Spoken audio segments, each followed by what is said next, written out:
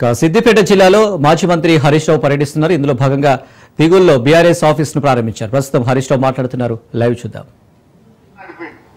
అందాల పోటీలు పెట్టినారు, నెల రోజులు సినిమా నడిపిండు. ఇవేమన్నా కడుపు నింపుతాయా?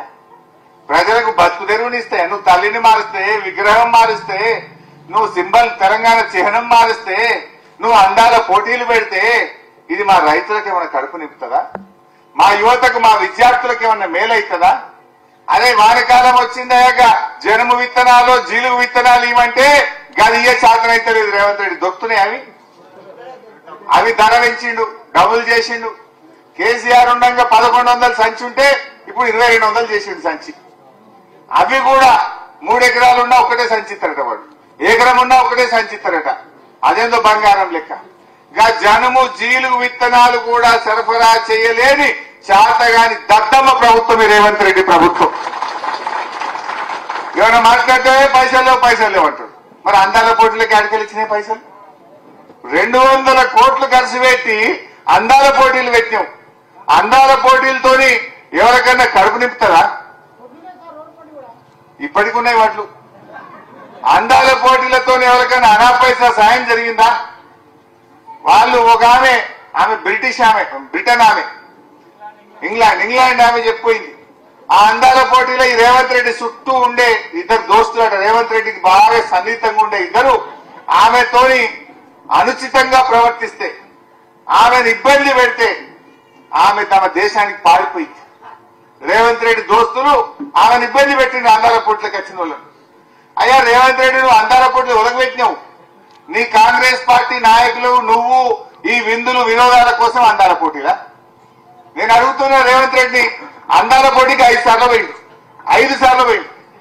అందాల పోటీలను చూడడానికి 5 సార్లు పోయినావు. అందాల భావాలను చూడడానికి ఒక్కసారి ఓ మార్కెట్ యార్డ్కి వచ్చి వడ్లెందుకు కొంటామని చూస్తేందుకు నీకు టైం దొరకలేదా? జనుము జీలుగు విత్తనాలు ఎందుకు దొరకలేవని అడగనీకి నీకు టైం దొరకలేదా? 5 సార్లు పోయిండు అందాల పోటీలకు. గంట టైం దొరికిందా ముఖ్యమంత్రికి? ఇంకా వేరే పని లేదా నీకు? నీ దోస్తులు, నీ చుట్టుండే కాంగ్రెస్ నాయకులేమో పాపం విదేశాల నుంచి వచ్చిన మహిళల పట్ల అనుచితంగా ప్రవర్తించి ఈ దేశ గౌరవాన్ని, ఈ రాష్ట్ర గౌరవాన్ని దెబ్బతీసిండ్రు ఇవాళ కాంగ్రెస్ పార్టీ నాయకులు. ఆమె మధ్యలోనే పోటీలో నుంచి విరమించుకొని తమ దేశానికి పారిపోయిందంటే అది మనకు చెడ్డ పేరు కాదా? నువ్వు ఏం చేసినావు? మచ్చ తెచ్చినావు ఈ రాష్ట్రానికి. కోట్ల రూపాయలు ఖర్చు పెట్టి నీకేదైనా చూసే షోకుంటే చూసినవేమో తప్ప ప్రజలకు చేసింది అయితే నువ్వేం లేదు. 4-5 సార్లు పోయినావు, భోజనాలు చేసినావు, చాలా ముచ్చట్లు పెట్టినట్టు పేపర్లు, టీవీలో చూసినాం మేమైతే. ఇది ఎవరికి కావాలి? ఇది ఎవరిని ఉద్ధరించడానికి? జనము జీలుగు విత్తనాలు ఇవ్వమంటే శాత కాదు, రైతు బంధు ఇవ్వమంటే శాత కాదు. పడ్డదా రైతు బంధు? వానకాలం ఎగదొప్పిండు, యాసంగికి 2 ఎకరాలకు వేసిండు, మిగతాలకు ఎగ్గొట్టిండు. చెప్పింది 15,000 అందరికి ఇస్తా అన్నాడు, ఇప్పుడు కొందరికే ఇస్తా అంటుండు. ఇచ్చింది కొసరు, ఎగబెట్టిందేమో అసలు ఎగబెట్టిండు, కొసరంతా ఇచ్చిండు. ఇంతకు మించి ఏమైనా చేసిండా? ఇవాళ బాగా ఆలోచన చెయ్యండి. ఇవాళ ప్రజలు కూడా కోరుకుంటున్నారు మళ్ళీ కేసీఆరే రావాలి, మళ్ళీ బీఆర్ఎస్ ప్రభుత్వం వస్తేనే మా బాధలు తీరుతాయని ఇవాళ అందరూ కూడా కేసీఆర్ దిక్కు చూస్తున్నారు. తరువు అని అసెంబ్లీలో మాట్లాడిండు. ఎక్కడ తరుగు తీస్తలే మడ్డు అన్నాడు. తీస్తురా లేదా? 3 నుంచి 10 కిలోలు తీస్తున్నారు.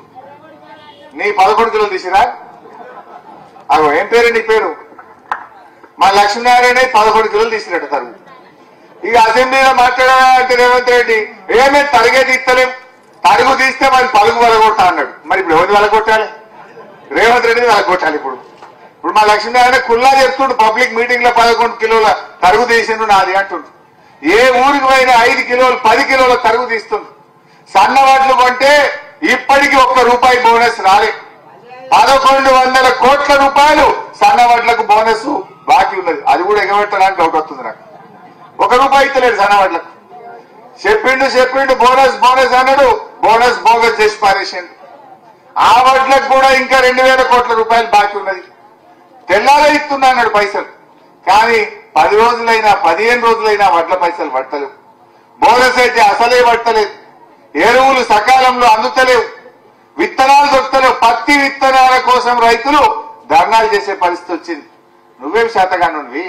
ఇంకా విత్తనాలు ఏది శాతగాని ముఖ్యమంత్రివి నువ్వు ఆ పదవులు నుండి అవసరమా అని నేను అడుగుతా ఉన్నా. ఇలా ఆలోచించండి. ఎవరిని ఉద్ధరించండి? రైతులకు ఏమైనా మంచిగా చేసిండా? ఆడోళ్లకు ఆడపిల్లలకు ఏమన్నా చేసిండా? యువతకేమన్నా చేసిండా? మొదటి సంవత్సరమే 2 లక్షల ఉద్యోగాలు ఇస్తాడు.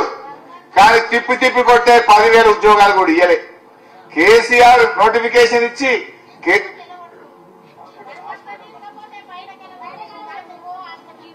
కేసీఆర్ ఆ రోజు నోటిఫికేషన్ ఇచ్చి పరీక్ష పెట్టి రిజల్ట్స్ ఇచ్చిన వాళ్లకు కాగితాలు పంచి నేనేదో 20-30 ఉద్యోగాలు ఇచ్చిన అంటాడు. ఇలా నువ్వు ఇచ్చింది 10,000. ఇవాళ కేసీఆర్ ఆనాడు బీఆర్ఎస్ ప్రభుత్వం 1,67,000 మందికి ప్రభుత్వ ఉద్యోగాలు ఇచ్చింది. నువ్వు మొదటి ఏడాది 2 లక్షలు ఇస్తావు, 10,000 కూడా ఇవ్వకుండా యువతను కూడా మోసం చేసినావు. కేసీఆర్ గురుకులాల్లో కడుపు నిండి అన్నం పెట్టి పిల్లల్ని మంచిగా చదివించిండు. రేవంత్ రెడ్డి వచ్చినాక ఆ గురుకులాల పిల్లలు దవాఖానల పాలవుతుంది.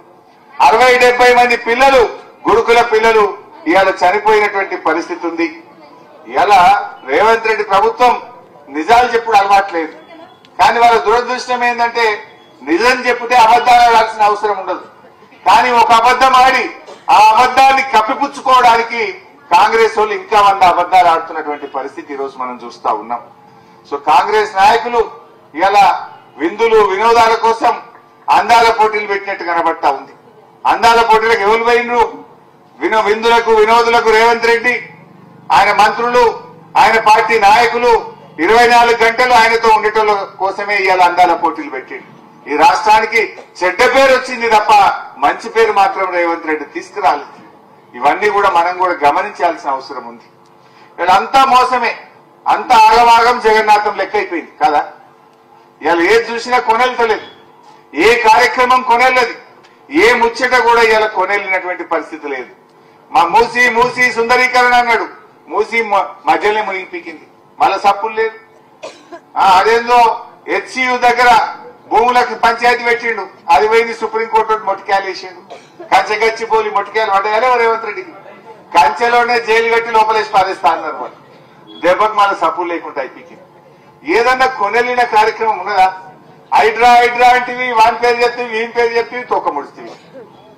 ఇవాళ ఒక్కటి ఆలోచించింది, ఇదే మన తీగుల్లా మన జగదేవ్పూర్లా కేసీఆర్ ఉన్నప్పుడు మన భూముల విలువ పెరిగిందా లేదా? ఆనాడు కేసీఆర్ రాకముందు 10 లక్షలకు ఎకరం ఉంటే కేసీఆర్ వచ్చినాక 50 లక్షల కోటి రూపాయలు అయింది. అయిందా లేదా? ఎవరన్నా ఆపదవాడో పిల్లల పెళ్లిలకో ఏదన్నా దావకాడకో పిల్లల చదువులకో ఓ అద్దెకరం అమ్మితే మంచిగా 50 లక్షలు వచ్చినాయి. ఇవాళ ఎవడన్నా కొనటోడు ఉన్నాడా?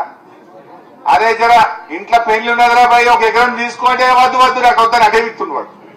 హైదరాబాద్కి వెళ్ళి కార్లు వచ్చుడే బంద్ అయింది. వస్తున్నాయా? ఇటు మొగానే కార్లు వస్తున్నాయా?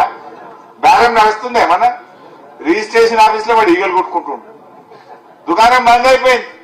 రేవంత్ రెడ్డి పిచ్చి వాళ్ళ చర్యల వల్ల, తుగ్లక్ పనుల వల్ల ఈ రాష్ట్రం నష్టపోతా ఉంది.